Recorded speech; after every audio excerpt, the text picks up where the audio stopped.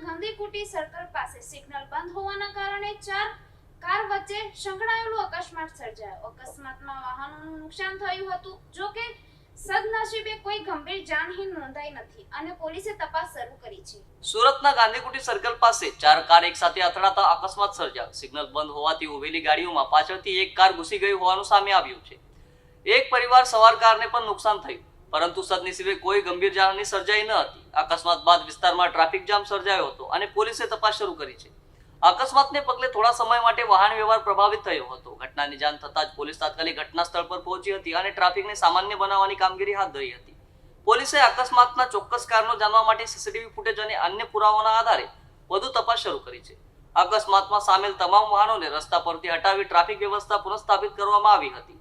સ્થાનિક લોકોના જણાવ્યા મુજબ સિગ્નલ બંધ હોવાને કારણે વાહન ચાલકોમાં ગૂંચવણ સર્જાતા અકસ્માતની ઘટના બની હોવાનું માનવામાં આવી રહ્યું છે।